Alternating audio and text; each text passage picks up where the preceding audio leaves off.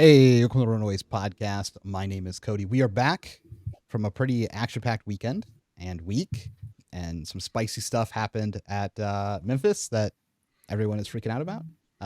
So we'll make sure we talk about that. But we also actually did pretty well in the weekend. We had a bunch of people top 8. I think Memphis, like 2 callings and a battle hardened, was pretty sick. But Lucas, I'll start with you. You weren't doing too hot. We had a stat come out in the team. Yeah. So that hold on. Okay. So everyone at home knows we had it was like day 2 of the second calling, and a stat comes out. It says we've had 13. You're messing it all up. Out Let of me tell the 13 story if you're going to people, tell it wrong. top No, 8. it's 12. It's 12. It's 12. It was 12. Yeah, it's also not. I was pretty sure it was 13 because it counted you twice. So it's Saturday night, and Cody shows me go a for it. message on Discord that Dalton has sent to everybody else in the team, and he's like, "You suck" or something like that. And Dalton's message says 12 of us entered an event this weekend. Of those 12, we have 12 top 8s. Dan, No, 12 12 day twos. 12 day 2s, excuse me. Brother, there's Day not twos, even day twos. enough spots. 12 day 2s. And then he says Dan made 2 of those day 2s, and somebody didn't make any day 2s. And I have no idea who they were talking about, but somebody on the team did not manage to make any day 2s. But it's okay, because that somebody who will remain nameless got top 8 in the Battle Hardened on Sunday. So he did something that so many others could not, and actually made money. Well, negative money because everything else doesn't cover your costs. Net, it was pretty close to covering my hotel. well, it covered like my hotel and my entry fee for the 3 events, so it was pretty good. It was pretty good. Okay.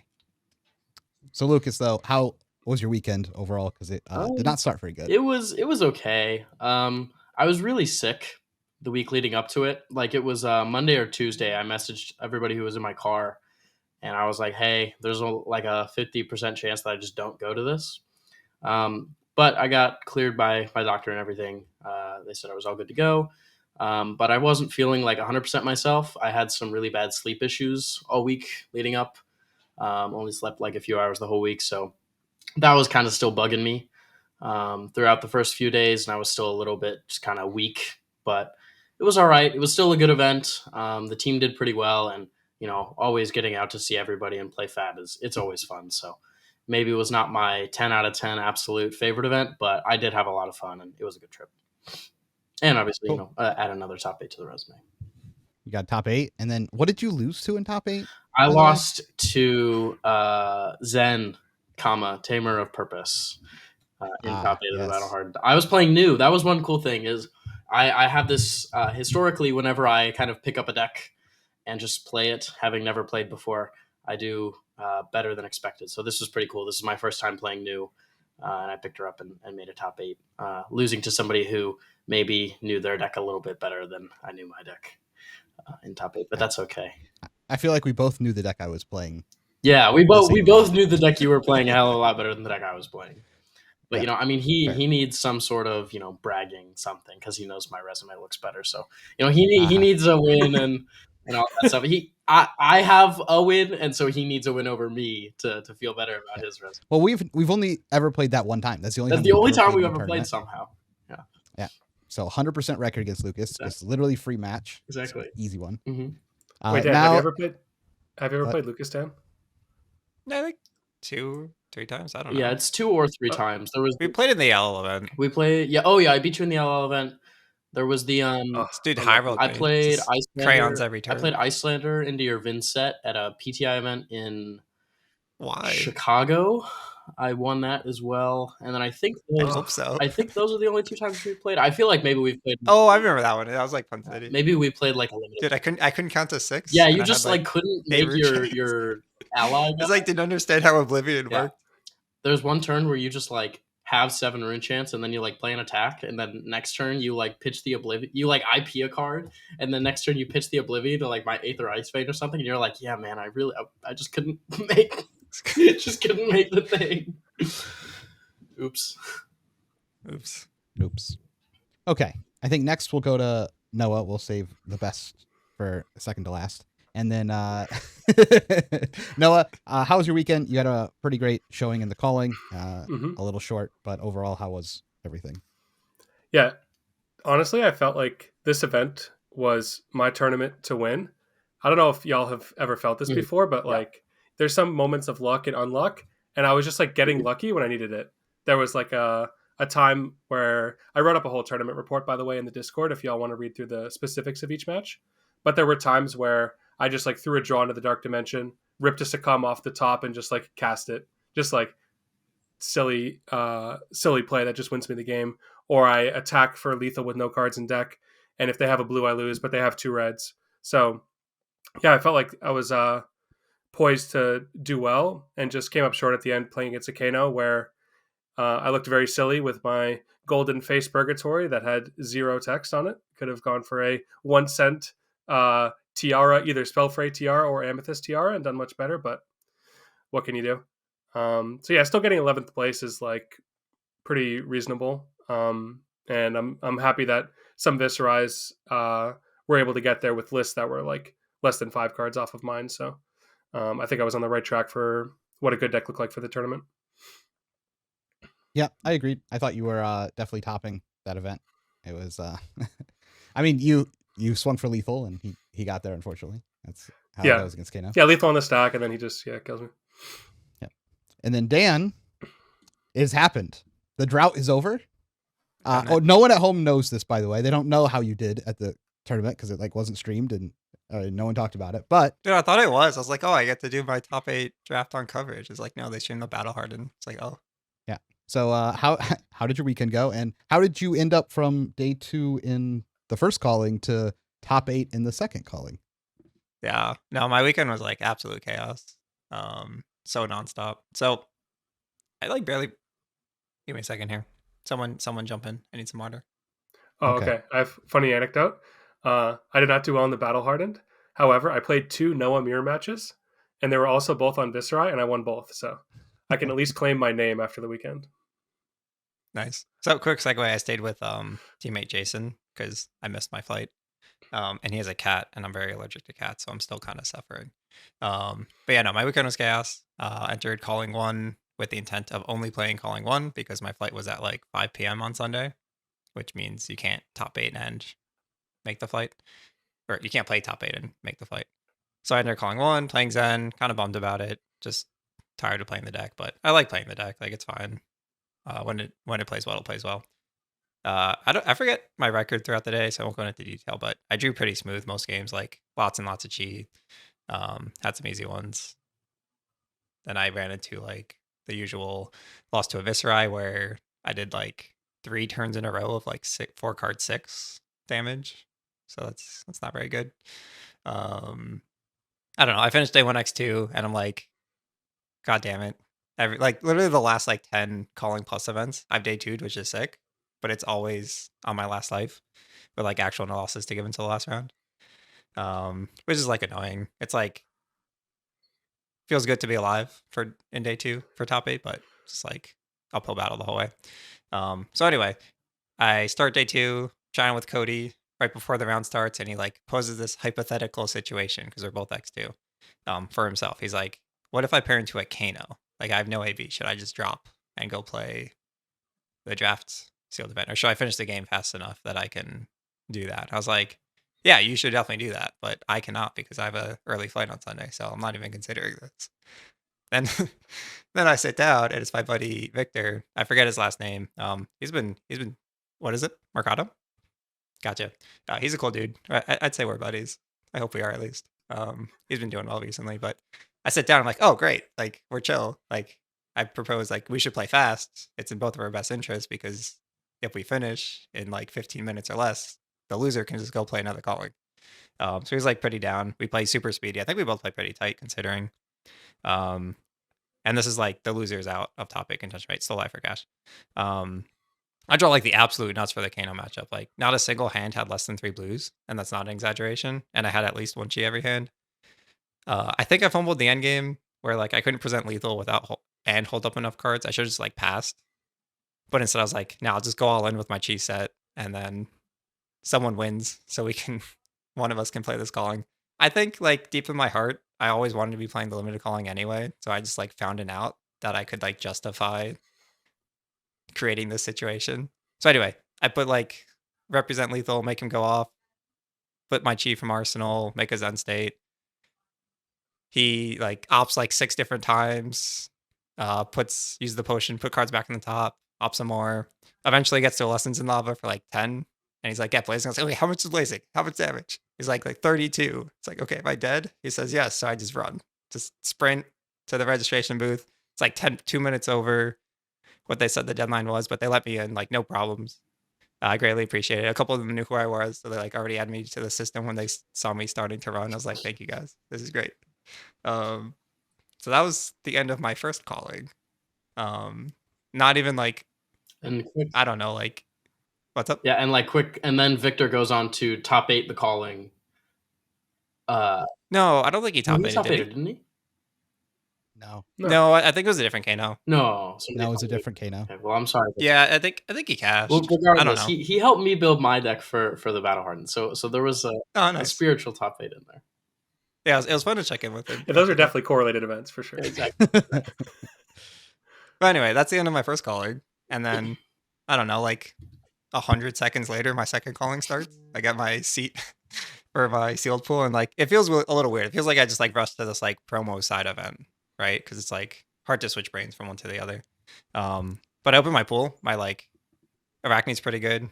I have a preference for Arachne at the moment. But my Fang pool is just like sick. It's like everything you could want. I don't have like majestic bombs, but it's like perfect. I'm like, wow, if I just go second a couple of these games, I just can't lose. I proceed to go second in none of the games. Yeah,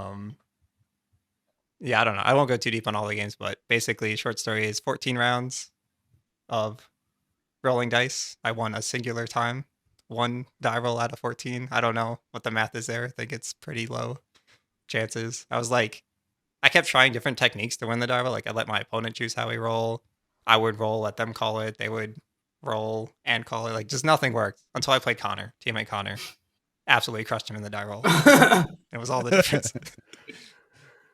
But yeah, so it was like such an uphill battle for no reason, like the whole way through Swiss. Like, my deck was like so strong, but like if you played the format, especially like the Fang Mirror, going second's a big advantage. Just like getting 8 to 10 damage through for free, basically, at the cost of like 1 set card. But I don't know. I don't remember. I remember playing super well. I was playing like high risk, not high risk, but like pretty risky the whole day, like playing towards upside to make up for that disadvantage. I slammed like a Blessing of Rinserai turn 1 in like half the games, which was like everything. So I don't know. I squeaked away with a 6-2 record after starting 2-2, which is sick because in this calling, every actually makes it. So now I'm finally have a day 2 for the second time this weekend, but this time I have 1 loss to give, and I'm like pumped. And I get to draft. Like, I survived for draft. That was like the goal. I just wanted the draft practice. That's really why I'm here. I wasn't intending to top 8 because of my flight. But yeah, I don't know. I just knew like starting on Sunday that like I'm gonna top 8 this event. Like, of course, because my flight is at 5 p.m. and like I don't actually care that much to top because I want to make my flight. I like to go home. Of course, I'm gonna top 8. Like, this is gonna happen. And my draft pods seem to agree because they left Arachne so very open for me in both pods, and I love playing Arachne in this set, so that's what I did. I learned a lot from both, like pretty different builds. The first one was like very disruptive with all the banish from hand card. The second one was like straight damage, good numbers. I go X1 in draft, 2-1 on the first pod. I went 2-0, and then who else would be waiting at the end of the 3-0 pod but Michael Hamilton? It's got to be one of the Michaels. He gets me pretty good. He goes second, and he draws functional, and I kind of just don't find a hand that like an Arachne going first is like okay, because usually you can find a hand that like strips 2 to 3 cards from their hand at one point, and they just like keep the tempo. I didn't really get to do that too well that game, which is fine. So I lose that one. I'm out of lives to give. Have to 3-0 the next pod.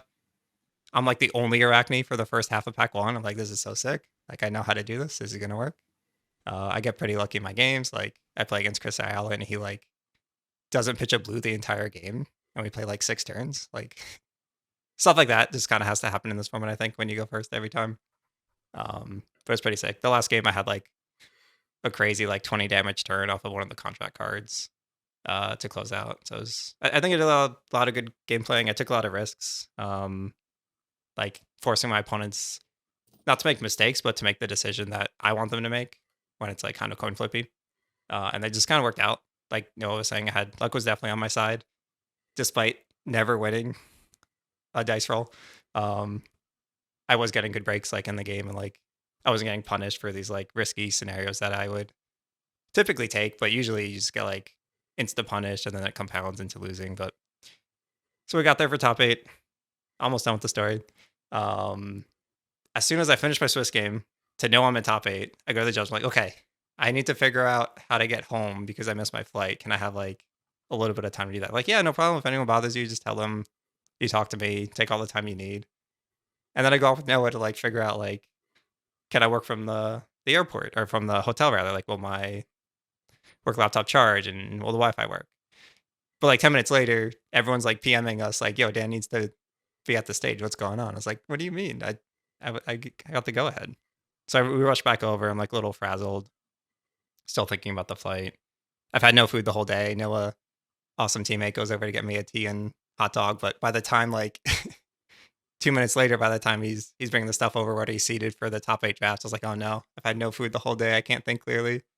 I think I drafted pretty well. Like it was a weird pod. I got trapped in like a Fang seat. Because the Arachne was like 2 to my right, but then he's the only Arachne. I was like, oh my god, I could have just head down forced my favorite hero and had like a nutso deck. But the end of the story is not very exciting. I draft Fang. I pair into a Fang who's like, we looked at each other's decks after. It's like almost a mirror image deck. He went second and he drew exactly 1 blue and all red reacts every turn. So I just kind of took it. It was a little funny on the last turn of the game. Like the last turn that mattered for my side, I play the pump that looks at their hand and marks them if they have a react. I just look at his hand and it's like blue 1 cost react red and 2/0 red cost reacts red. I was like, oh, I'm dead. This is not good. I put him to like 4 or whatever. It just doesn't matter. I block the last turn in a way that if he doesn't have a react in Arsenal somehow, like I can't think of a card that it could be that's not a reaction, but I'm just like, if it's not a reaction, I win. It was a reaction, so I lost. But happy to top 8. I don't know. I like drafting the set. Arachne's the juice. Yeah, it's about time. It's like a whole year without topping, and you finally broke. I really like. I didn't prep at all for this event. Like I did literal 2 pre-releases, 1 Fang, one Arachne, and then I did 2 in-person drafts where I did Arachne both times, and that was my prep. And of course, this is the one that I top. Yeah, we talked about this afterwards, and it's like the saddest thing about like topping an event versus not topping an event. You're like, you want to be like, oh man, I played so much better at this event, and I did all these things at this event, and that's why I topped. And it's like just not the thing. Like you'll top, and you'll be like, I did all the same things I do at every event that I go to, and I just happened to get luckier, and I topped. And it's just like very frustrating from like a competitive side. Yep. Yeah, it's I do think I played. Oh, go ahead. I do think I played very well overall. Yeah. Like, Yeah. You have to I was play well. making some high level plays, but like every time I took a risk, it like broke my way. I was like, whoa. Usually I get like backs punished, immediately lose. And when I did make mistakes, like I started falling apart at the end of the day. Like the game against Chris, I made like 2 misplays that lost like a point or 2 of value that were like just should not happen. But in response, he draws 4 reds, so it's just like also lucky. You need both. Yeah. Noah, did you want to say something about that? Yeah, I was gonna say it's like it's a little bit demoralizing to see the result and be like, okay, I don't actually know how I can replicate this for a future event. But it's also good because it tells you that you have good fundamentals and that you can win despite not having the adequate prep. So like if you ever happen to enter a tournament where after showing up you realize everyone has, like, imagine Chains of Eminence Viceroy was actually good. Like you could adapt Cody to it because you like have good fundamentals of like understanding how to play against it. So I think it's like a similar thing for you, Dan, where you just like can adapt with your good FAB fundamentals to a format that maybe you're underprepared for, just on the basis of like knowing when it's correct to take those risks. That makes sense. And I have to shout out you, Anji. I was like PMing him about like how to play my Arachne decks, like what's the like best way to build and what kind of play lines to play towards, because he's been grinding the format. So I was like, whatever you say goes, man. I'll put it to action, and it worked. And then I drafted Fang for some reason. Oops. Cool. Yeah, it's just when you're in a slouch, like you haven't topped in a while, you just like need to make sure your fundamentals are still good. And if they are, then it's like if you just keep doing that, you will eventually retop again. It's just it's hard to remember that when you go through a streak of not topping. Yeah, it's definitely waves. I like had that going on, and then I top 16 the Pro Tour while having food poisoning. I was like, oh, this is chill. I'm still good. I can do this. And then I had to draw. I was like, am I good? Do I need to get coaching from Michael Hamilton? I'm not sure. Probably. Everyone the answer is still should at this probably point. yes. Yeah. That guy is so good at Flesh and Blood. Very, very good. And he ended up winning another calling. Yeah. Which Congrats is great. to Michael. And he was very nice. He let you have a take back because thing did not work the way you thought it did. I thought I had. Again, I didn't test the format, and I thought I had information that like when you flip into Black Widow and you put the effect on your dagger, if you flick it, the effect sticks because that's how Kiss of Death works. I learned some rules that day. It doesn't work because weapons are not actual attacks; they're like proxy attacks. But I did it to Michael. I was like, oh no, that's not good. He's like, wait a second. I don't think it works that way. So he called the judge and they cleared it up. Sorry about that, Michael. But he was very kind. He let me take back that play after it not working. And then I just made the play anyway because it's the best I could do. It was pretty funny. The judge too was like, well, I can't tell you to let him take it back. So y'all can kind of just sort it out yourselves. And then Michael's like, yeah, just go back. And then you fumbled around trying to figure out if there was a different play you could do. And then you ended up with the same play. Yeah. This is 2 damage. Yeah. Oh, well. But yeah. Love playing against Michael. Very, very nice and very worthy opponent, obviously. I was sitting at getting my deck checked when I heard the announcement that you had topped, and I was super excited because I hadn't got to meet up with you in 3 rounds.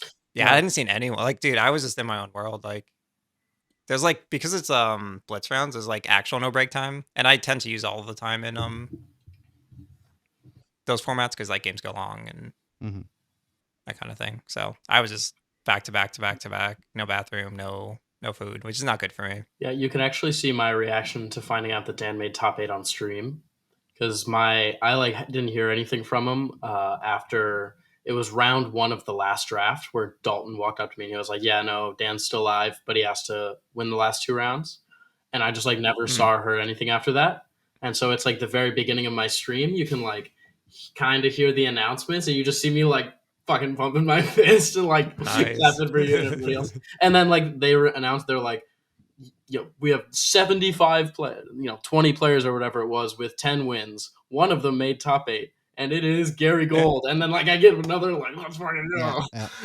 So shout out to that's Gary what he said. Well for making this, I believe first. Yeah, agreed. Yeah, that was his first, I think, first top as well. So yeah, congrats there. That's a big deal. Yeah, indeed. Yeah. Okay. One last story, and then we'll get to the next thing. I got to just talk about my weekend a little bit. I'll go pretty quick here because it's not super exciting, but I played in the first calling, and I played Zen, and my games were pretty much how I expected them to go, except for somehow I lost to an Naira. Their 2 for 6 is just an Ira. Oh, sorry, keep going. Yeah. I'm thinking wrong. Their 2 for 6s just lined up directly into my hand, and it was so frustrating. I'm just oh, look at this gas hand. Can you not have that exact one? Can you have a CNC here? You can have my arsenal, just not the weakest link on this turn. And then the next turn, I'd be like, okay, well, I have this set. And I look at my hand. Perfect. CNC, come on, go back. Play weakest link here. And it was just terrible the whole game. And I lost, and I sat there and I never lose this matchup. What happened? But it happened there. And then I paired into a Dory. And Dawnblade Dory is really hard for Zen if your pivot turn doesn't work. And unfortunately, we were racing and everything was good. And then I got to my pivot turn where it was just I had 1 chi and I had 3 blocks and I had all my armor up. And I said, oh, let me get your 2 counters off real quick. And I just threw everything in front. And he's like, nah, pump over it. And I was like, I sad. And then the game was over. The second that block didn't work, the game just immediately ended. And I went, oh, okay. I wish I could have this game back, but I would play it the same way. It was just what happens. I proceeded to then just play some Viscerais, and I think the Viscerai match is super good for Zen. It's just pretty technical. And nothing cheesy happened on these two Viscerai games. They're just normal, standard, good Viscerai. They're good games. I took them out. Then we go to the next day, and all the Viscerais decided that they were running Chains of Eminence. So we get in the next day, and I win my first match. My opponent plays Chains of Eminence against me, calls Inner Chi, and I go, that's fine. I have AB boots. I will just block. And then I just blocked. And then they keep doing this, and I just keep blocking. And then I eventually kill them. And it was like, not a big deal. Ended up losing to an Aurora that knocked me out of the top cut contention, which was, they just were so fast, and I was not seeing any chi. And then I finally set up a pivot turn, and they go 3 D-reacts, and I lose. And that's kind of how you lose that matchup. I then proceeded to play more Viscerais. I just kept ruining their day. They were doing these Chains of Eminence plays, like the best things you've ever seen. I like a block with helmet, and they're like in boots, put Chains of Eminence in play, call Inner Chi, so now your helmet's like bricked. And I'm like, okay, go to my round, play all the other cards. You strike for 7. Yeah, I just like play all my other cards out like a normal turn, and then I just like keep the chi, go to the next round, and then like turns whatever, and then I still have a chi, and then I just win. They all resolve 3. On one of the games, in the middle of my turn, I'm like doing Chase the Tail. I like search Chase the Tail. They're like respond, Chains, Crouching Tiger, and I was like, huh, that's pretty good. But it just didn't matter. I don't know. I thought I was it was interesting to have those conversations. Everyone's like, this has worked on everyone but you, and I was like, okay, I will take the compliment. Dude, people were playing that for Art of Wars, and it didn't even work then. Yeah. So I thought it was cool tech, and I understand why like Zens couldn't convert on day one. I thought the conversion was pretty low. It's like, if you're not like super knowledgeable and technical on these matchups, like any of these things can blow you out, for sure.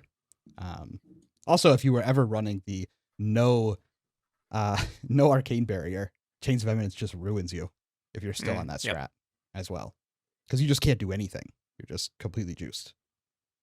So anyway, I then finished the tournament, go to the Battle Harden. I'm still playing Zen. One of my games is on stream. I just kind of cruise through everything. I kind of punt a little bit to a Prism, but that matchup's hard anyway. Make top 8. I look over.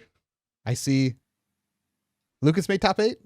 Super happy. About 5 minutes later, we go, oh, we play each other. Like, okay. But I have side selection, and he's playing new, so I am favored. So pretty good for me. Sit down. I proceed to just fatigue you. Essentially. Yeah, it was just like a game where like neither one of us did a whole lot, except like you resolved a chase line. I just threw some 2 for 6s. Some of them were good. And then you cosmic me for 20 on like turn 5. And then for the rest of the game, nobody does anything, but it doesn't matter that nobody does anything because I have fewer cards. And then we just kind of get to the end game and I just die. I just look over, your life's like a lot higher than mine. You like pass over like my second count your blessings. And so I just like don't have health in the late game. And it was a good game. It was just well played, I thought. Just standard. There's only one turn that matters. It's kind of funny seeing like the deck that like I help build, like just kind of do exactly what it's supposed to do against me. I'm like, yeah, that's what you block this turn. Yeah, I mean, okay, cool. And then we cause, okay, cool, I'm dead. Good game. Like, yeah, it was pretty chill. I did like our surgical extraction turn. I have to talk about. Yeah. You throw a surgical extraction at me. I block with a card in my armor. I'm pretty sure you have like a cheer reaction or something. Your more than likely specifically, you're blocking 4. Yeah, I block with my boots. So I block 4 exactly. You have $1 up and you have your gloves. You play a chi. You take a card from my hand. And I'm like, there's no world where this man is going to take a 3rd card from my hand. He got 1 card. He has a chi. He's going to take a 2nd card. He's not going to use those gloves to push 1 over and take a 3rd card. And you don't. And I win the game. It's like that's essentially that one moment. I should have probably used my arousing wave. It was really sad. It was one of those devastating like hindsight moments where the chi that I had set was path well traveled, but earlier in the game it could have been grain that tips the scale because I had double transcended with another chi on your turn and then arsenal the other one. So if it was grain tip scale, I just wouldn't have even had to think about this whole decision. It just would have been +1 anyway. And it would have been the super juice, but c'est la vie. That's how it goes. Yeah. I then proceed to play the top 4 against the Syndra, and I get bodied on turn 0. He deals 10 damage to me and draws a card. And I'm just like, my hand didn't block, and I was like, oh no, this is gonna be hard. I managed to battle back, make it really, really close. I think if I had played a little tighter, getting into like the mid-end game, I think I win that game. But it had been a long weekend. I just wasn't good enough at that time, like at that moment, to like make the right super like like small micro plays to give me enough advantage to get over the end game and end up losing. But at one point, I had 2 Zen states out, so that was pretty cool. I'm like 2 Zen states. He's like, attack for 3. I'll take 1. It's like you just like never have to block. But overall, tournament was fun. It was nice to top a battle hardened, I guess. Yeah, double clongs are cool. It's kind of just when you top the battle hardened, but like you don't get like second or first, you just like throw it on like the tally. You're like, okay, cool. There's another one. Yeah, that's another one. You don't get anything for it. Yeah, you're like, okay. you get like gas money and hotel money. It was better than the PTI events where you get rainbow foil Betsy. Dude, I've top 8 at PTI events where Like, you do not get a rainbow foil Betsy. That's why I preferred. If anything, topping the battle hardened made me spend more money, because then we went to dinner afterwards, and I was like, yeah, I can get anything I want. I got to spend this $250 I got in top 4. Yeah, Gotta get rid of this. I gotta feel like I earned something. All you can eat. Yeah. Cool. So let's talk about the meta a little bit in Memphis. Kind of some of the new standouts like Syndra, a pretty big breakthrough. What do you guys think of Syndra and maybe its place in the meta going forward?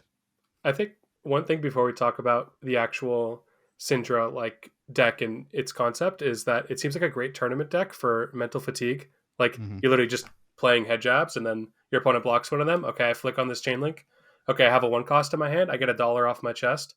It's like pretty simple to play, I think, for a lot of rounds. Like your average turn is like almost the exact same.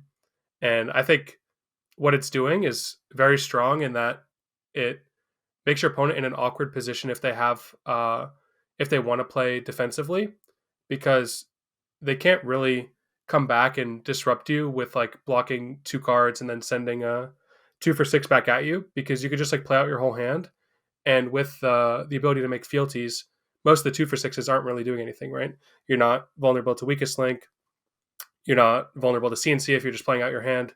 So yeah, I think the deck is like pretty resilient into decks that want to block with like 1 to 2 cards, and that's a decent amount of decks in the game right now. Yeah, I think Masco Momentum decks are like good. Masco Momentum decks are very strong for new formats. Like just your opponent doesn't know how to play their deck, let alone when they're supposed to block against your hat and this new flick knives interaction, because you can rebuy your daggers. So I think you get a lot of points just by having that equipment piece in like a deck that's optimized for it. It also hurts to play against. Like it feels bad on the other side when you're playing against it, because like you're like, oh, I can block this. No, but he's just gonna flick the dagger anyway. Like, what does it matter? Like, and then you just keep like pricing into the same thought pattern when you're playing it. So like, I can't believe they don't play Snatch. Yeah, Snatch is like okay. Yeah, the red line deck was interesting. I tried it out. I thought it looked sweet. It didn't really function that well for me, but I kept winning despite not functioning. So maybe it's just that good, or maybe there should be a couple blues in there. I don't know. I'm excited to explore, get a little deeper into the new decks now that I can kind of disregard Zen, since it's Artans, so I don't have to play them. True.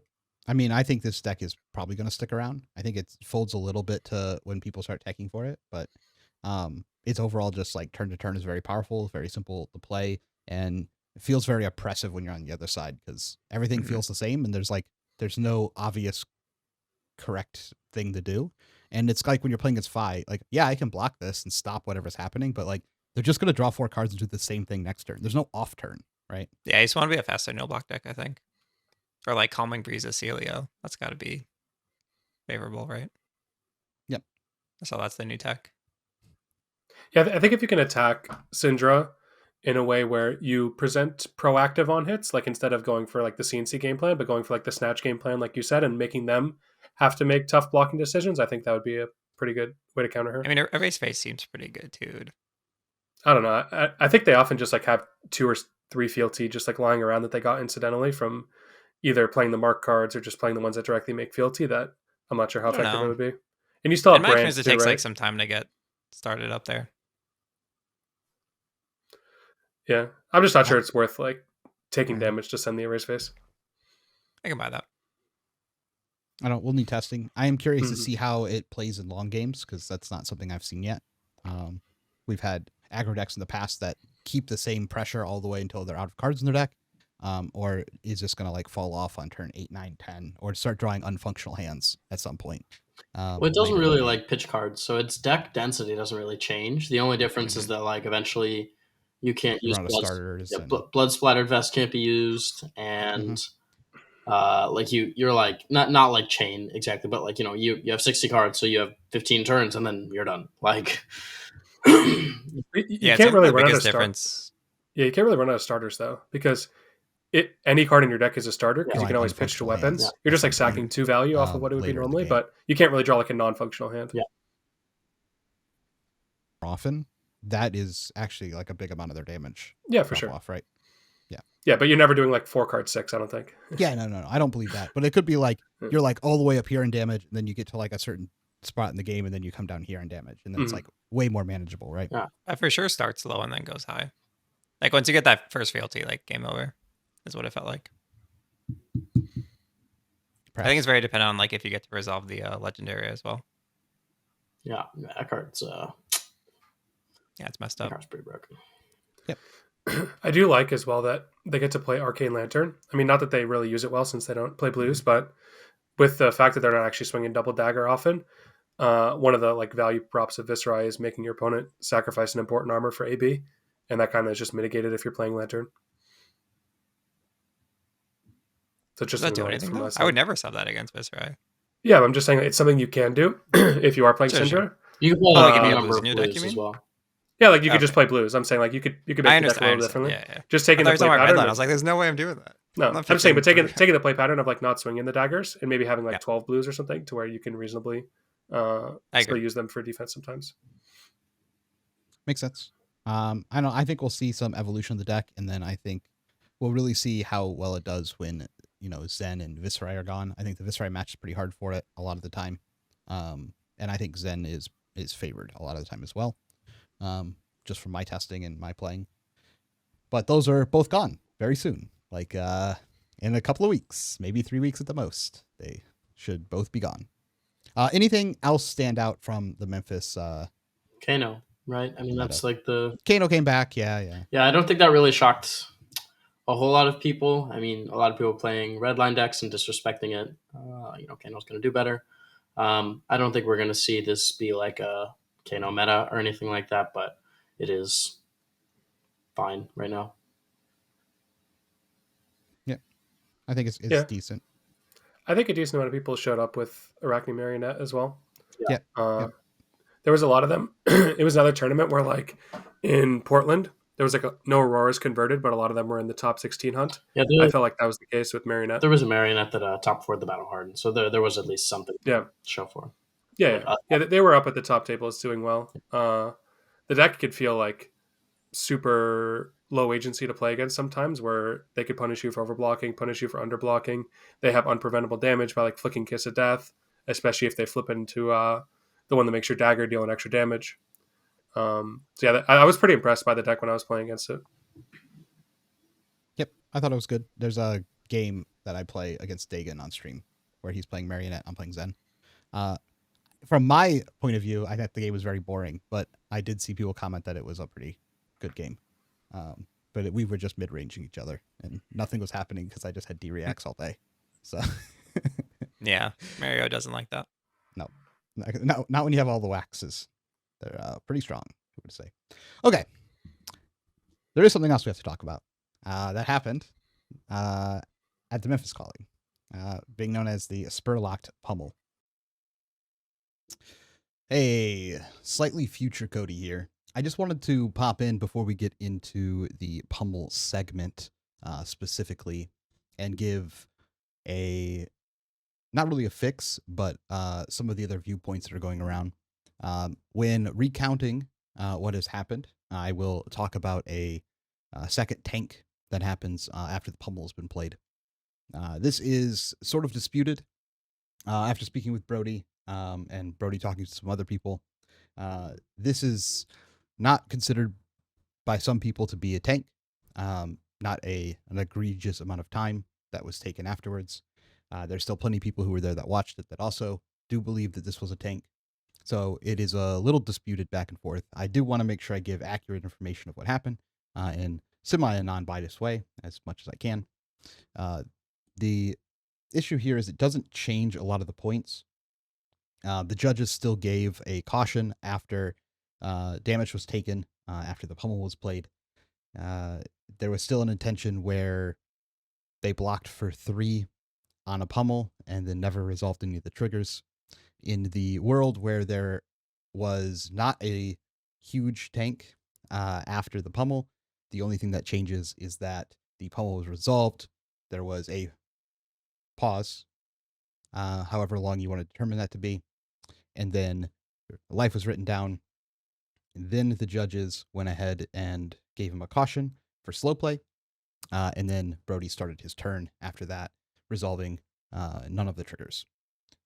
I don't think this makes a massive difference to what we talk about moving forward in here, but just know that the validity of a second tank or the length of the second tank is something that is in question. And as everyone knows, memory is a fleeting concept. So for people who aren't aware of what happened, Brody was playing his win and in game, which is the second game before the last round. They are very close in time. He's against an Enigma. So time is almost out. There's not a lot of turns left. But his opponent plays Command and Conquer. Brody's very low, and he has a card set in Arsenal. It's 4-card hand. Plays a Command and Conquer, and Brody ends up tanking for a while on the Command and Conquer. Long enough for the judge to tell him that he needs to make a decision, which he does. It's very obvious that the player who's playing Enigma has a pummel in their hand. They have a flipped chi and an extra card. You would always have played the chi before playing the Command and Conquer, unless you have a pummel. So Brody's trying to figure out how to play that. If the Command and Conquer and the pummel hit, there's no possible way that Brody can win playing Syndra. The game is over and they're almost at time. He just doesn't have enough damage at that point. So when the judge tells him to make a play, he does. He puts 3 armor in front of it. That'll let him go down to like 1 and still live. So his opponent then plays the pummel. Brody then tanks again after the pummel has been played for a very long time. Well, more than you should. And then they go and write down damage. As soon as they start to write down damage, the judge then issues Brody a warning for slow play. After the slow play has been awarded, a little bit of time passes, and then Brody plays an oath instead of doing either of the triggers. To note, his opponent did not announce either of the triggers. And this ended up ensuing in a judge call after the card was played and the attack was resolved. And the judges had ruled not to roll back. Mainly the reason is because a judge caught the not pummel and CNC being resolved. And Brody argued that the judges aren't allowed to intervene in that situation. And the judges agreed. So they did not do a rollback, and he ended up winning the game because both of those triggers were missed. It has caused a pretty big uproar in the community about what actually happened or why this happened here. There's a couple of odd points that matter, and I think that are worth discussing and talking about, things that people can learn from in the future. This is not intended in any way to be like a witch hunt. So if you're like excited for that, that's not what's really happening here. I wanted to talk about the situation. And it's hard. It's hard because we all like Brody. We've all interacted with Brody in ways like outside of the game. He's one of the founding members of Runaways back when it was four friends just trying to like win a tournament. They weren't even before it was like they were just four guys. Yeah, I like really knew Brody when he joined. Yeah, back before friends. like it was like an official team or anything like that, and it was just like a thing that 4 people were working on a fight deck is essentially what it was. But the situation feels really bad for a lot of reasons, and it looks really bad for a lot of reasons. One, the excessive tanking is a known strategy that was used a long time ago, not used as often anymore, back before rollbacks happened, where people would tank on reactions so that people would forget like Snapdragons, for instance. Like this was a very common thing that people would do to the rules lawyer. And then tanking after the pummel does look like he realized that he couldn't win unless these triggers missed. And then in reality, the judges actually made a huge mistake here by issuing a slow play warning after damage was written down. Like basically, like as soon as the pin stopped hitting it, they said they issued a slow play warning. So resolve step never really happened. So it's pretty understandable that this could be missed in that case. And then not rolling back as well is a little bit of probably a misstep by the judges as well. I think it's just kind of how the game's not supposed to be played right now. I think if we go back to like Lil, these type of plays were pretty common, where if you missed a trigger, you just missed a trigger, and that was part of the way to get an advantage in the game. I think LSS has put out that they purposely do not want the game to be played this way, even though in the rules it still allows for it somewhat, by issuing very strong rollback procedures on mandatory triggers, as both CNC and Pummel are both mandatory triggers. A rollback probably should have been issued here anyway, as not too much information had been revealed. One card, one attack had been revealed. So that's like a little bit of fault on the judge side. On the other side, I think Brody has to take some level of accountability for the slow playing does cause a lot of undue stress on the opponent. And this has been a constant thing. If you've ever been in this situation, it's really difficult. If you have something you need to do and your opponent is tanking, the only thing you can do in that situation is sit there and constantly repeat the thing that you have to remember. It's very taxing, especially if you're surrounded by judges, surrounded by people. This is not something that you're used to doing. So if you're tanking on the block and then you're also tanking after the block, and you're supposed to constantly be remembering, I got pummel trigger, pummel this trigger, and then also the judges step in, I can easily see how this is missed. For the most part, most people just do the trigger because it is one of the only triggers in the game that you have to do if it happens to you. If someone hits you with a CNC, the opponent cannot reach across the table and move your arsenal. They can't reach across and then like pull the card out of your hand for pummel. Like this is an active trigger that you have to do. There is definitely fault on the opponent for not catching the trigger, but for the most part, as a community, we've kind of moved past this type of play. And it's kind of, I think a lot of people are feeling it's pretty disappointing to see someone who LSS has put in such a limelight or face of the game to still be acting like this. After it's been made clear by LSS, this is not how they want their game played. I think I've talked a lot on this, but I will let you guys chime in with some of the things. For me, I'm a friend of Brody's, and I am also one of the people that do firmly believe that if something is within the rules and it is written in a way that is at least relatively clear in the rules, something like, you don't necessarily have to discard, you don't have to let your opponent's triggers happen, all that. Regardless of what I would do, if the judges consistently rule one way and the rulings are such that something is allowed, I believe that since you are, as a player, the only person who can act in your own best interest, you should be allowed to not necessarily use the rules to your advantage, but use the rules how they are written and do what you are allowed to do. My biggest problem with the situation is the kind of icing and the slow play and how that affects your opponent in these kinds of situations where it's not warranted. I know that a lot of the times when Brody or maybe some other players as well do take what many people would consider an enormous amount of time to make a decision, I know that there are actually things that are being thought about, and that time is not, completely being wasted. But let's be real, there doesn't have to be that much time for thought. And at some point, it just all gets redundant, and it's not necessary to think that long. The icing for me is the part that feels like this is unnecessary. This is a little bit not suspicious necessarily, but this just rubs me the wrong way, because it is a very real thing that when your focus gets taken out of a game, you do perform less.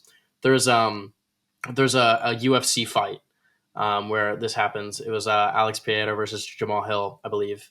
And there's a situation where basically one of the fighters makes an illegal move or something, and basically the judge, the referee, gives them a warning and makes it seem like they're going to stop the fight for a second, give the fighters a second to kind of recollect themselves.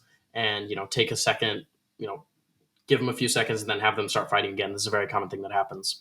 And one of the fighters, Alex Pereira, basically tells the referee, no, I'm fine. He might have done, some discretion, but I'm fine. Let us keep fighting. And then within the next few seconds, he knocks him out. And if you hear Jamal Hill talk about this fight, he says, well, yes, I did commit a transgression, but he stopped the fight, right? The ref basically said, hold on, we need to take a second, give you guys a second to kind of recalibrate and everything, and then we'll keep going. And so for that split second, he gets taken out of the fight. And for that split second, his mind wanders off. He starts to think about, okay, back up, recalibrate, take a deep breath, and then go back. But the fight keeps going, and that split second, that takes, he loses his focus and he gets knocked out immediately. That's his side of the story. Whether or not that's actually true and why he got knocked out, that's up to you. But I think that's a good example of like really any amount of time that you as the person, the non-active player have to take to basically sit there and do nothing does have the ability to really take you out and lose focus. And like Cody was mentioning, the only thing you can do to prevent this is basically to just keep thinking over and over and over again what your next move is going to be. And if you have to think for minutes at a time just doing this, it's not reasonable. And you're not always going to remember your triggers immediately. And you're not always going to, perfectly, execute the next 3 game actions that you had planned perfectly because you've been taken out of it. And any sort of situation where somebody might be doing this on purpose, I think is something that the rules need to really look at and try to eliminate, because it's a big problem. Because I do think it's important that players have the opportunity to think when they need to. That's one of the things I like about this game, is that especially if I'm playing at a reasonable pace the whole game, I'm playing pretty quickly. When I get to that pivotal turn and that pivotal moment, I can take a few minutes to think about it. And I think it's really important for the competitive integrity of the game that is allowed. But I do think that there's some situations where perhaps the judges should be allowed to step in and say, hey, you've been thinking about this CNC Pummel for a while. It's been on the stack. You don't need to take this long. And they need to step in and kind of get that quicker, right? Like, maybe he thinks for 10 seconds after the Pummel resolves, but we kind of know, we don't have to be thinking for all this time.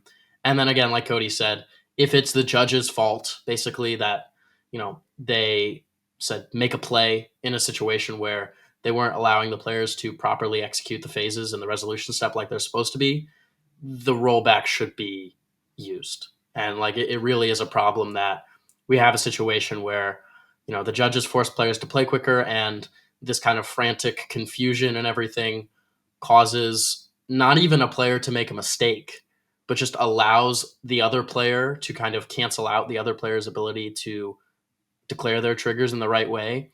That's exactly what the rollback is made for, is situations like that where, some player, whether it's confusion or some player is unable to properly resolve their triggers in the way that they should be, or just making sure that, missing a trigger because of some factor, whether that's, your opponent took forever to think and a judge urged them to make a play when they shouldn't have been thinking so long, and something like that, that really should not be punished by the rules. And I think that's why it's leaving a lot of bad taste in players' mouths, even people who, were on Jamie Faulkner's side and the Pummel thing, and et cetera, and things like that. Players like myself, where this one in particular feels bad because of the slow play and because of the way that the judges acted in the situation. Yeah. I mean, there's nothing to tank about after the Pummel is resolved. There's no way to react. There is no reaction. And there's no. What's the card you're going to discard, right? Yeah. I agree. It shouldn't take that long. But the trigger hasn't even happened yet. It's like in reaction stuff. They haven't taken damage yet. That's where the icing's happening. That's why. That's why it looks like angle shooting. Whether it is or not, like, we obviously can't say what the intention was there. Yeah. You can't know someone's intention, but it doesn't pass the eye test. The eye test looks like angle shooting. That's the issue. And I believe the rules should view this kind of situation as, if not angle shooting, potential angle shooting, and should be trying to get rid of this kind of thing being able to happen. Yeah.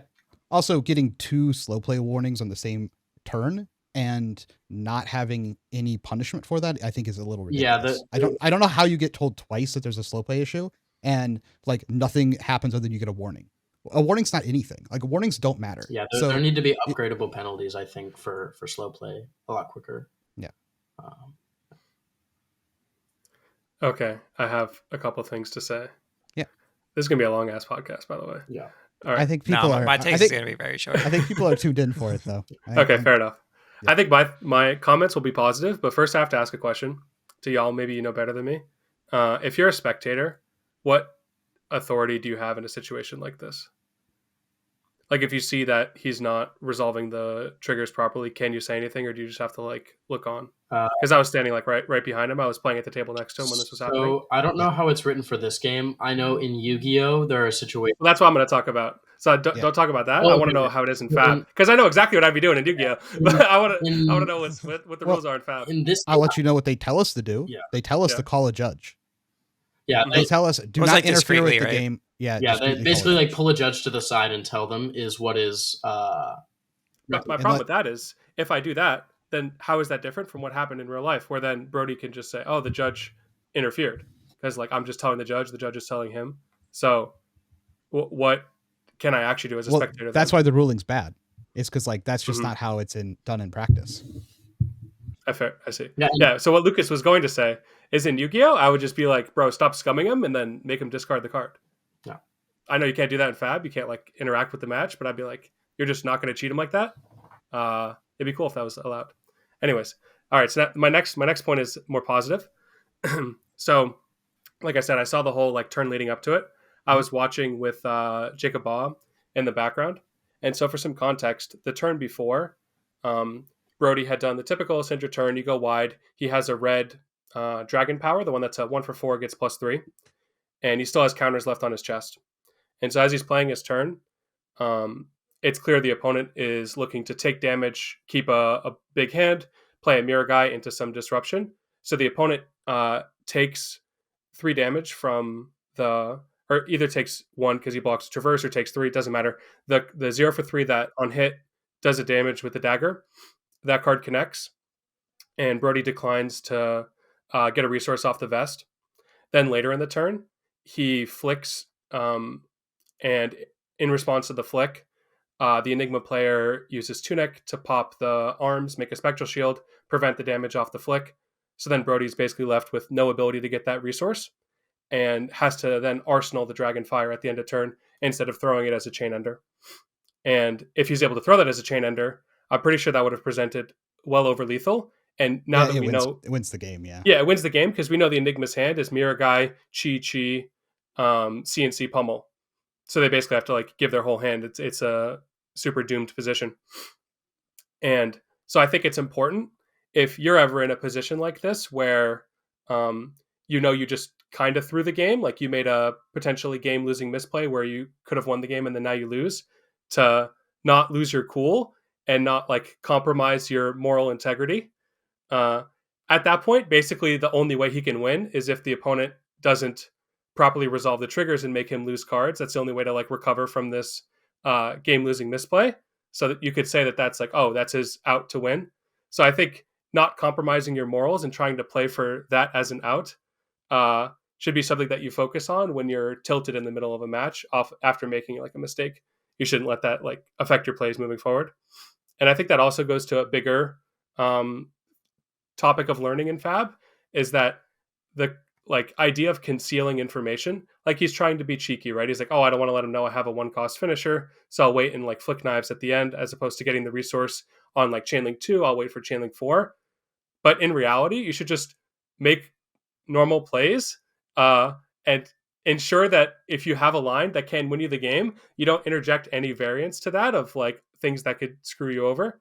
So yeah, I think like the concept of concealing information at the cost of potentially not getting to do the line that you intended you should not go for those kind of lines where you're just like trying to be cheeky and hide info. So there you go. Hopefully that's a positive learning experience for y'all.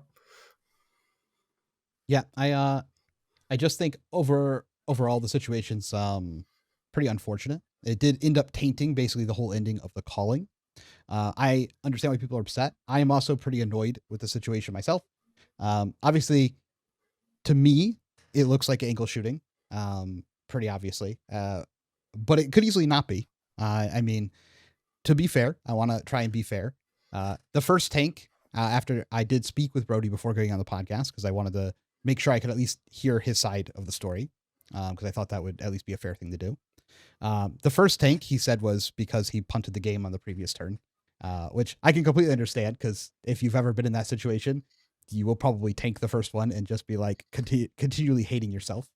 But the second tank did not have a real explanation behind it, which is the part that I'm still unsure about.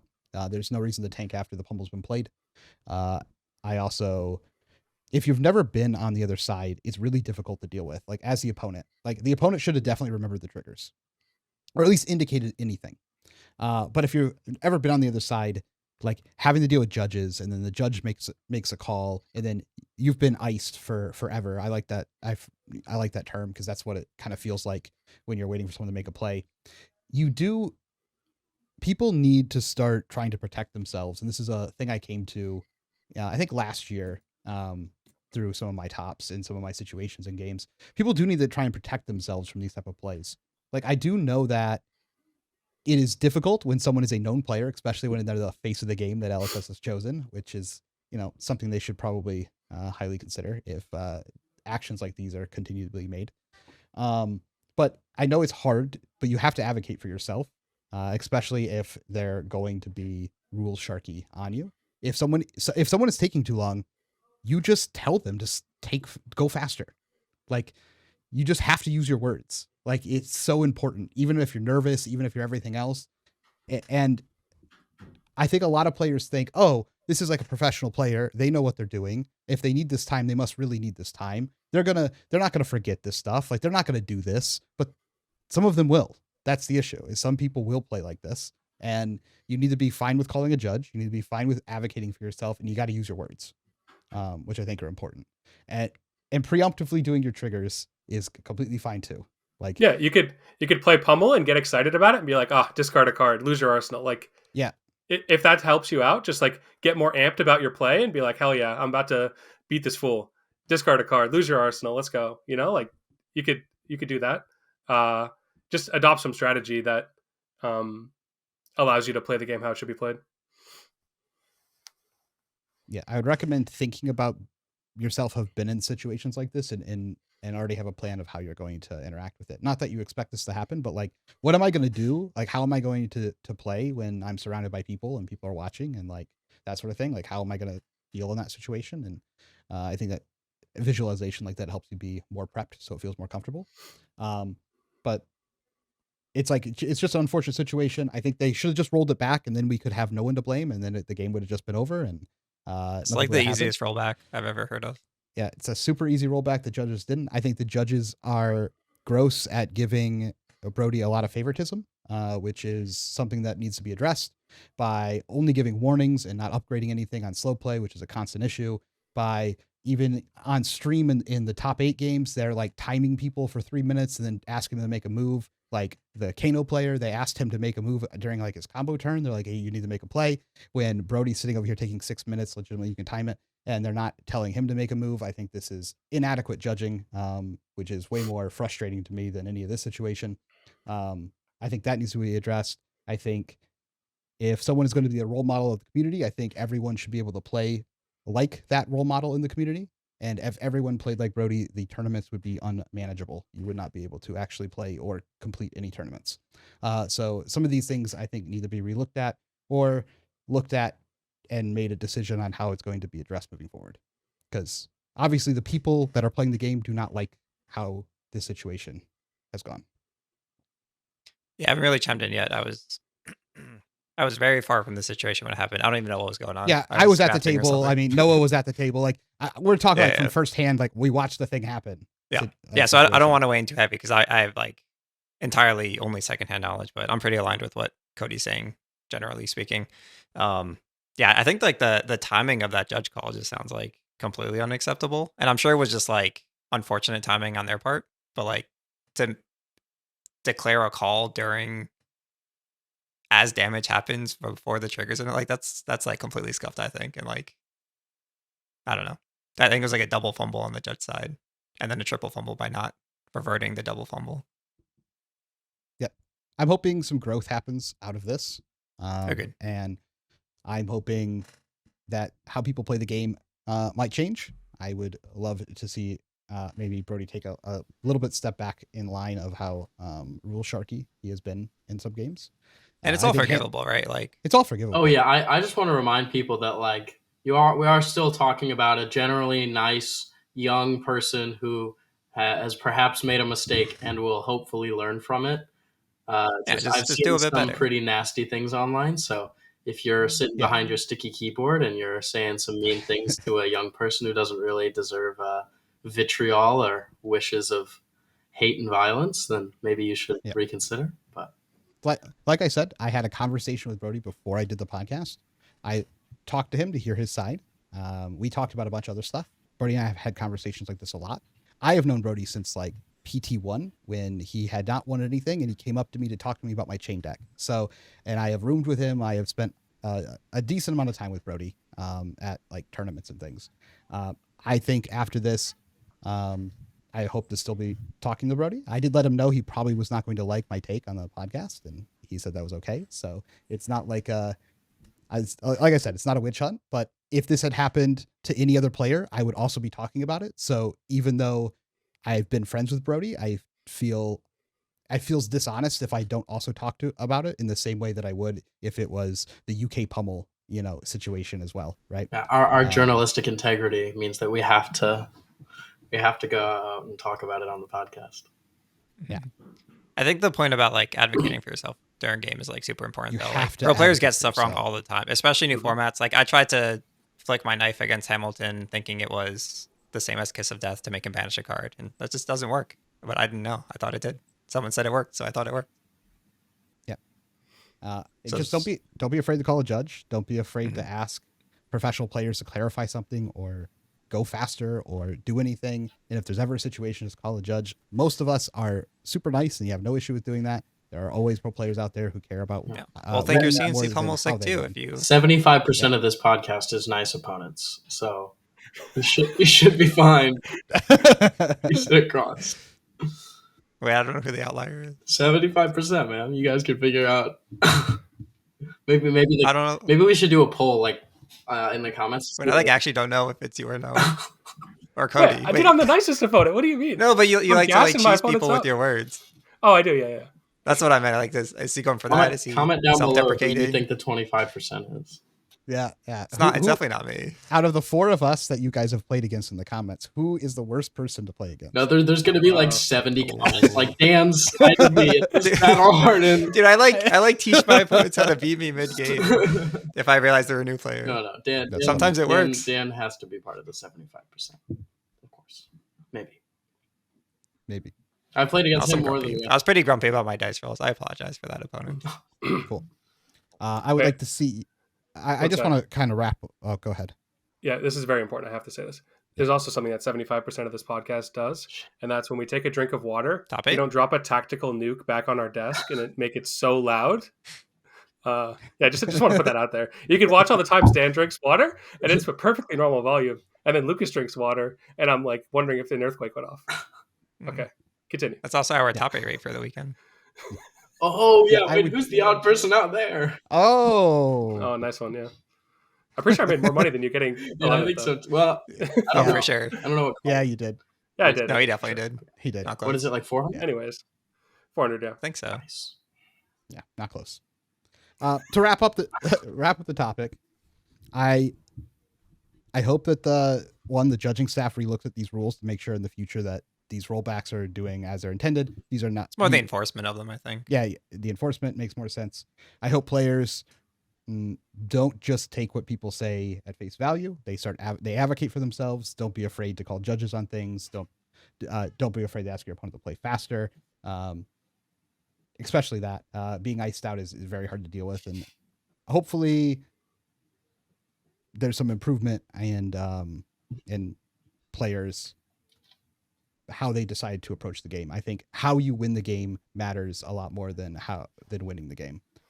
So, as evident by everyone's comments about who currently won the calling, I think it shows that the win is super tainted, and it's not worth it if this is what happens when you win that way. So cool. Anything else on that before we go to podcast questions? God, no. Let's get going.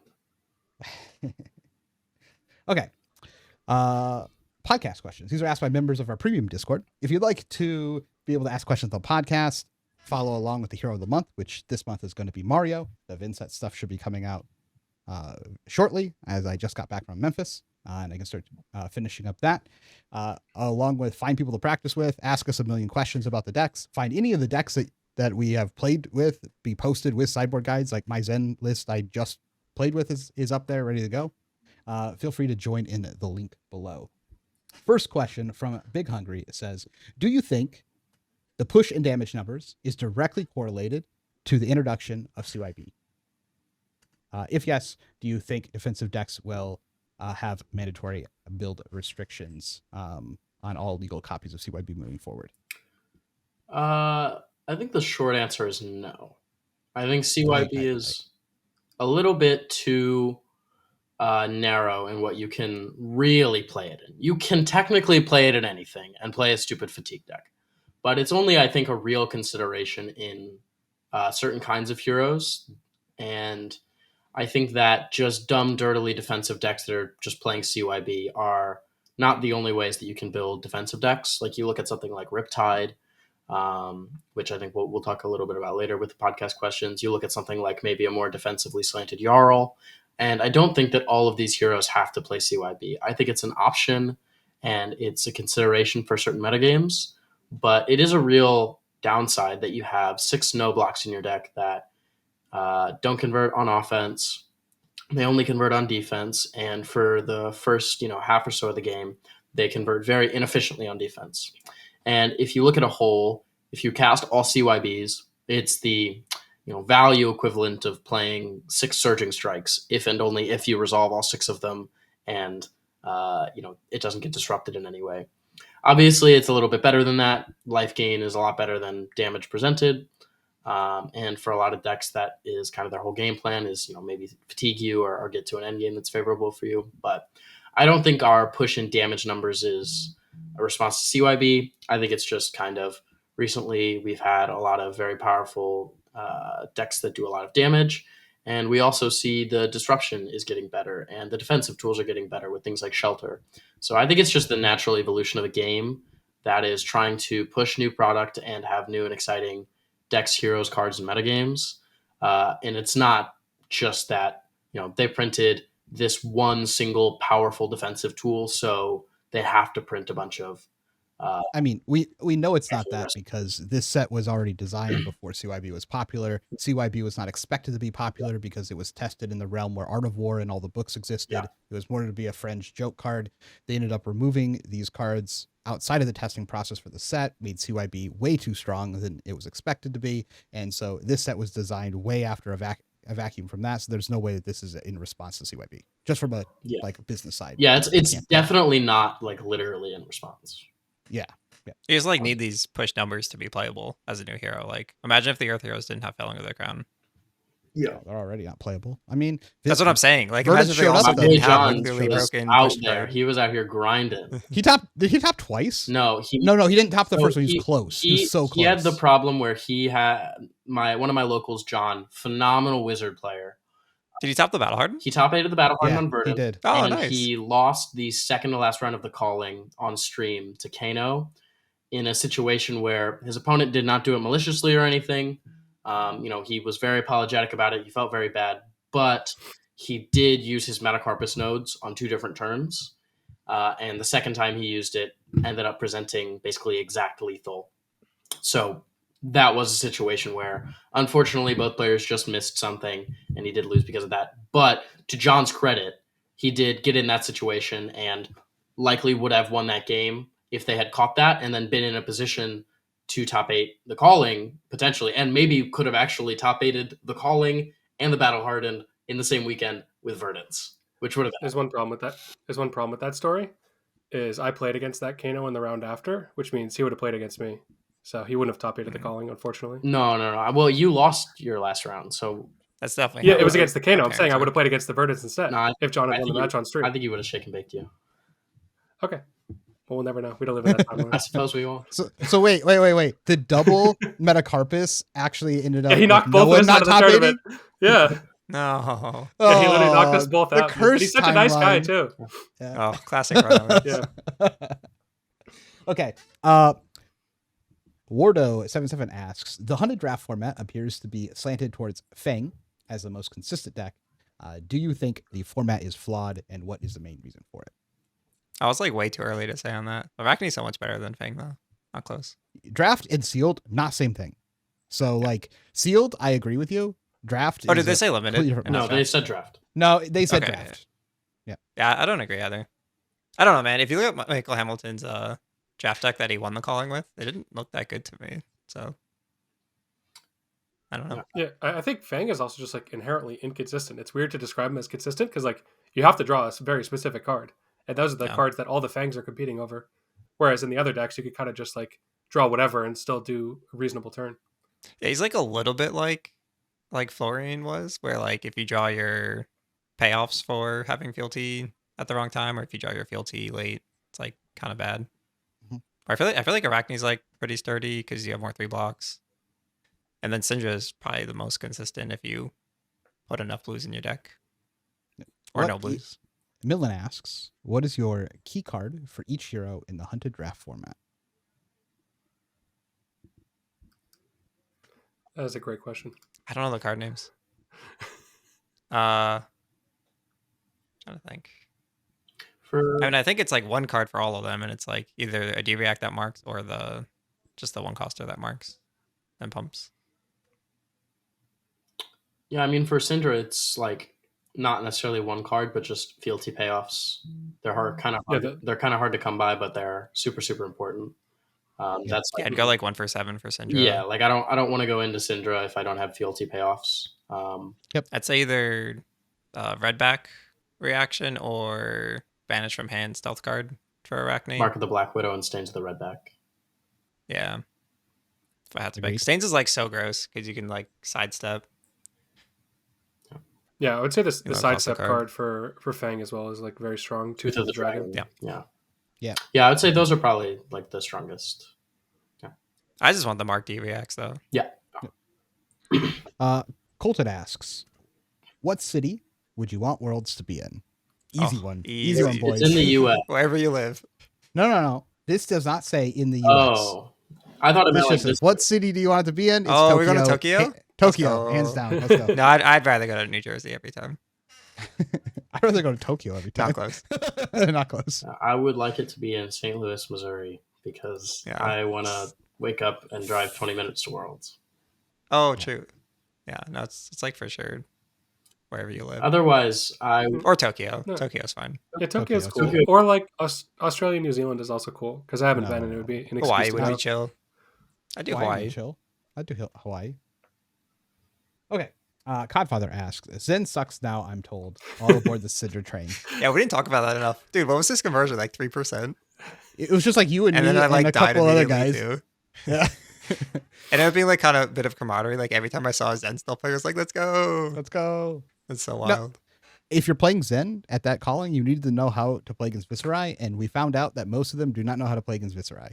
I also think that Zen, just like naturally the way the deck is built now, it's a reactive deck. And like reactive decks do usually pretty poorly early on in the meta. Like I think most of Zen's strength and most of where you can get the biggest edge with him is in your sideboard slots, like whether you're playing like Waxes and that all you gots and how many 0 for 4D reacts you're playing, and if you're playing 1 for 4s or Harmony of the Hunts and all these like small optimizations that like really depend on the meta you're playing in. And so people playing, I mean, I promise you, basically every Zen player there was playing whatever deck they were playing last format with a few changes, maybe. So I would say Zen is still very strong, but you just kind of have to build the list in a lot more optimized way, in my opinion. And, when because all of his sideboard slots are very high impact.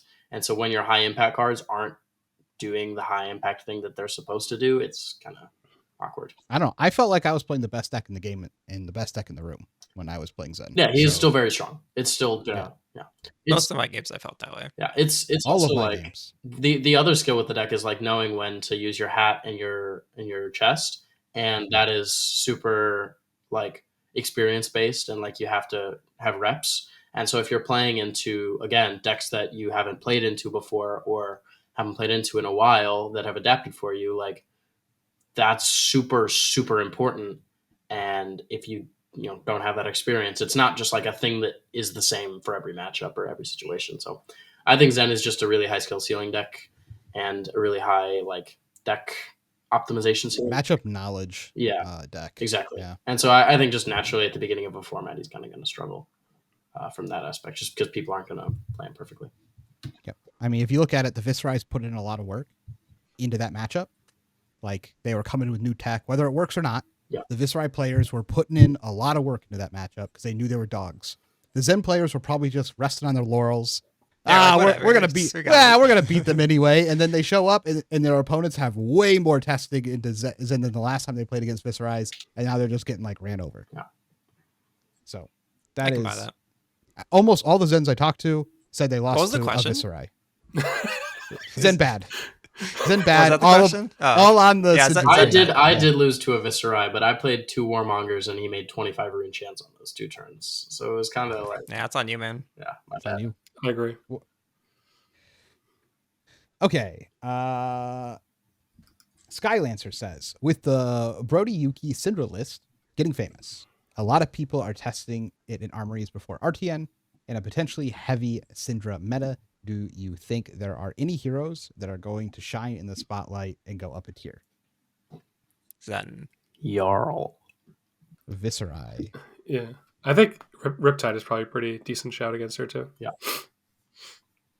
I don't think Syndra will be like a heavy force in the meta. Like at most it'll be 20% maybe. Like I think people really like to overreact to the first. Yeah, I expect my local meta to be like 40% Syndra. I'm not exaggerating. Yeah, they all the Aurora players like, are going to it's so this is a thing for my locals. It might not be a thing for everybody else, but my locals love playing whatever the most recent hot aggro-y ish deck is. Like they love like they played Viscerai when it when Rosetta first came out. Like they play Fi when it was good. They played Lexi when it was good. All these kind of just like less Lexi, but all of these just aggressive decks, KO, anything that's new and relatively fun to play, people love to play. At least that's. What if we just like play 5 with the what's the 5 block chest? Just stuff their breaking points. Oh yeah, it's time.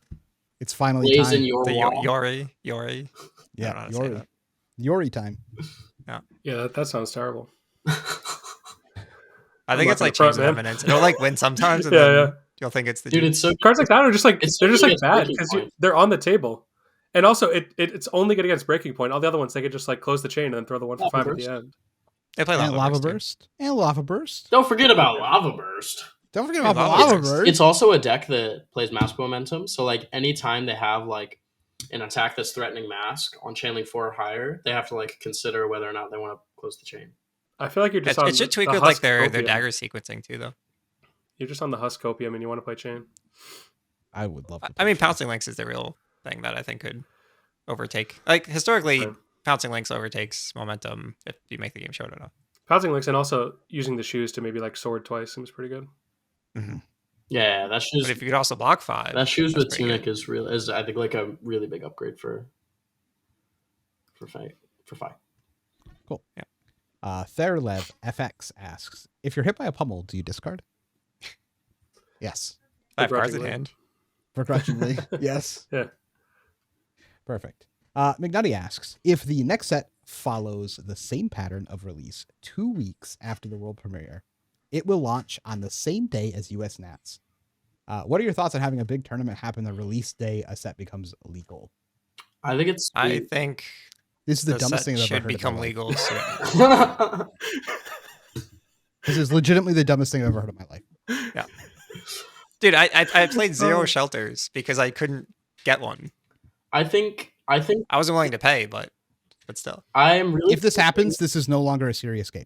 I'm just going to point that out. If this actually happens, where a set is released the day of a nationals, This is not a serious competitive game. Yo, this guy's never played Yu-Gi-Oh competitively. Yeah, that's literally every tournament. That is not a serious competitive game.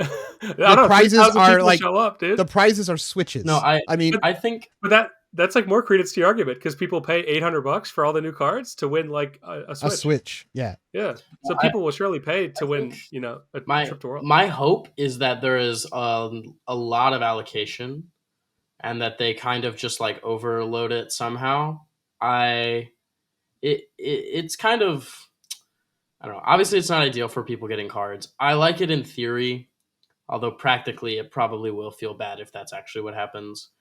You have to draft the set. You have to build the new decks. You I just don't think even know all the cards by the time you get there, and it's supposed to be a nationals. I think it's cool that some of the events they switch it up. We're like, yeah, it's for a calling. That's a calling level thing that you do. London, we have it for 5 months, and then we have the set forever, and then Nats, we have the set never, and it's cool to switch it up.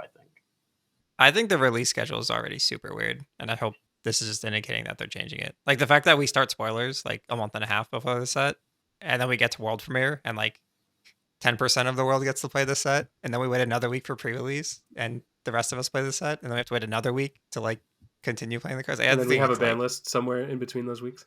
Just like release the set after pre-release weekend. Just be release weekend or something. Mm-hmm. Oh yeah! Oh my god, dude! If they ban something not preemptively and like in between pre-release and Nats, I'm with Cody. I'm sorry. It's just that's not a Nats format. A Nats format isn't the set drops the same day. Like that's a joke. If you're trying to market yourself as a competitive event, you don't drop a set on the day that you have a nationals. But it's spicy, and they get to see us. Well, that's whatever. not. Dude, I that's think not a pill competitive. is in order. That's just a joke. No, I don't They think get to so. see the best brains solve the meta. How are you supposed to get the cards? They drop on the day of the tournament. Like that's a joke. Buy them. How? You can always Where? get the cards, man. Yeah. No, you didn't want to spend money. No, You can literally always get the cards. Why is acquiring the cards for the tournament like part? No, of people will for sure not be able to get everything. Part of the quest, some people, the day that they drop. No, like, I think people could be priced out, but like I think pretty much anybody should be able to get. Day of is like completely unreasonable. I also think like US Nats, like the vendors will be like they'll all have a shit ton of the set. Yeah, but I think what Cody is saying is more of like a VGC kind of thing, where like, why is it part of the quest that you have to train your mons? Like, you should just say this is what I want and bring that to the tournament, and not have to do like an outside of the game quest to participate in the tournament. That you have like limited time, no access to, and then hope that there's enough stock, and then like it's just a dumb way to do it, and no one else has to deal with this. It's only the US. That's what I was gonna say. Yeah, that's the follow up on his question too. Is that like yeah, it's just the US. The other countries have way more time. Yeah. Kind of a joke. They got plenty of time to change we'll it. See. Yeah, hopefully they do something about it, because as of right now, I think it is a joke of a tournament.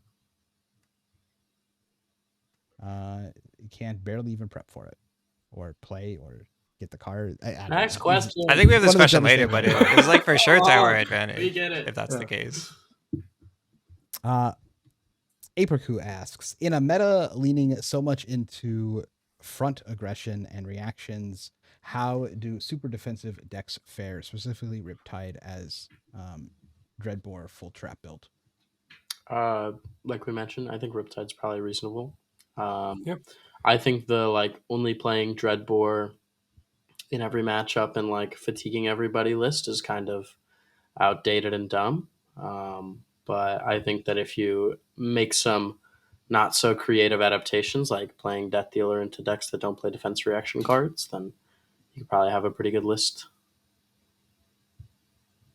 I think that those kinds of decks are good. One's Viscera ILLs. There's like more space to play those kind of defense reaction based decks. Yeah, like Jarl, things like that, where you could play like a more defensive style deck that's like has some sort of endgame. Zen has to go as well, because Cosmic Awakening is also just like Cosmic's a big problem for Riptide and things like that. Yeah. Inobi asks, if you could go back to day one of Memphis, replay all the same matchups with the knowledge you have now, what adjustments would you make in terms of hero choice, deck construction, or overall game plan? I would have played CYB New in the first calling, because that shit was super fun. I would pass priority instead of attacking my Kano opponent. I would make no AB3, anyone? changes. AB3? I would make no Yeah. deck changes, no deck choice differences, no construction differences. I would change one card. I would put a Amethyst Tiara into my deck. Yeah. And And then maybe I if would my have day 2 won a went game. differently, I would want Null Rune, but I didn't play any Kanos, so with all the same knowledge that I have no interest in that. Okay. Calorian asks, do the better player or the better hero win? Both. Yeah, I think there's like a third thing. It's like the better player, the better hero, and the better deck, because those are like very different things. Like playing just some deck versus a super optimized like version of a deck with good game plans is a huge deal. So I think it's like 30. I think it's like a third each. Maybe you switch the numbers around a little bit, but like I think the better player, especially if it's not close, you get like a huge edge by being the better player, especially if you're more experienced. And then like having a more optimized list, I think gives you, it's probably the least important, but is still, I think, pretty important to win percentage. And then, yeah, having, the better hero, like, just having a good matchup is some amount of it. And then it's like some luck. So it's probably, I think it's like a third. It's like not quite 25% each, but you can move those percentages around a little bit. I think they're all pretty important. Again, with the like optimized deck list probably being the least important of the four like pillars. But if you play Illusionist, you don't have to be the better player. You'll just have the better hero and have some 100% matchups. So that is a thing that people do. Yeah, Illusionist and Wizard, I would say, fall into that camp of they just play a different game, so sometimes skill is completely ignored. Yep. Okay, go ahead. You seem like you want to continue. I was going to say that's an advantage. Yeah. Like that's a huge advantage. Yeah. To playing those heroes. No, I was going to say I was thinking of this quote from Tarek. This is like a while ago, where I forget the genesis of this, but basically it was saying that you're maybe not actually the better player if you're not playing the better hero or the better deck list. Like we kind of just say this like better player as a loose term, but I think if you are truly the better player, then you're probably also coming to a tournament with a better deck. So you're naturally more favored in that sense of being a better player, influencing the other categories. Agreed. Carnivore asks, do you think any heroes are going to LL in this RTN season other than Zen and Viserai? It seems pretty unlikely. Seems unlikely to me. Yeah, I think Fi would be my maybe. Like if people, I think Fi is the most reasonable of those top decks where like he got new support, so maybe people want to play him more. And I do think that the hero is fine right now. So if a hero LL towards the end of RTN season, I would say it'd probably be him, but I would still say it's more likely than not that he will stick around. Yeah, I think like the major content creators would have to like sync up and be like, we're going to make content for this hero only and just like speedrun them. Yeah. But otherwise, I think it would be like pretty spread out at this moment. There's like nothing hot right now besides the Syndra deck, and obviously she's not going to LL. Yeah. Benubs asks, how many of the team are headed to London? Are you worried about English food given its reputation for being bland and boring? Yeah, it's kind of true though. Dude, I love bland and boring. Oh, I think to me, London was just like worse North Jersey. Just like all the same variety of food, but a little bit more bland, like I said. it's bland if you go to like cheap normal restaurants, but London also has like insane restaurants if you spend the cheddar. Wait, where are we going? I got lineup too. Oh shit. Okay. Yeah. Okay. I'm excited. Yeah, don't worry. I always just go. I got like 3 places. No, Noah says go, then we go, and we have a good time every time. Indeed. It's been my strat He's for the never last failed. That few is the events. strat. Where are we going, Noah? I'm in. Works every time. What are we ordering? Also Mr. in. Ark asks, it was great to meet a few of you this weekend. How would you change the current rule set to further disincentivize sharking behavior? See first hour and 7 minutes. Do we give an exact way to do it? You the rule it was backers funny. all So that. I saw this question and then I was like waiting during the main section to see if we actually covered it. And then you had like a 30-second segment where you were like, I think that to make this better, the judges should do this, this, and this. And like LSS should do this, this, and this. So if you want to go over it again quick, you can. But we did mostly go over it. I will trust that we win over it. But I guess in a serious note, they can just continue with what they're currently doing, which is making rerolls stronger. That clarifies a lot of sharking behavior. But if they actually gave real penalties to things that are outside of that cause sharking behavior, that would resolve a lot of the issues, i.e. like slow play. Yeah, I also see I never see any tracking of people getting like warnings and cautions and stuff. It's because they're not upgradable at all. So they basically, that's what I'm saying. That would be a change, that like you start tracking that stuff over the course of a tournament, and then it becomes something that's upgradable. Yeah. Yep. Cooney asks, what was the best thing you ate in Memphis? I think you have a 3-letter answer. Yeah, fried cheesecake without crust. That's a few more letters, but okay. There's a few more shit, letters. my bad. Eel. Yeah. Eel, my Eel. guy. Oh, that eel. Yeah, So it's like really good. not close. The sushi place we went to was It was bad. just phenomenal. Mhm. Yeah. The sushi and The Eel rolls, was all their incredible. food. the rolls were not that great, but everything else was great. Yeah, I mean, all their food was good. Like all their it was pretty good. Mhm. Ice cream as well. Yeah, we almost did the perfect meal plan. We did sushi, and then not sushi. Devastating. Got some steak Got some steak. and some other Okay. stuff. It has been a very long episode. Might be one of our longest we've ever done, or the longest. I'm not sure, but we got to go now and get out of here. And don't be too angry in the comments. Be a little nicer than that, Be and angry. on Twitter and stuff. Yeah, goodbye. Yeah, we're getting rid of the envelope here, 7 but envelope What we could do in here is go ahead darkness. and play the envelope. All 3 pitches of envelope and darkness.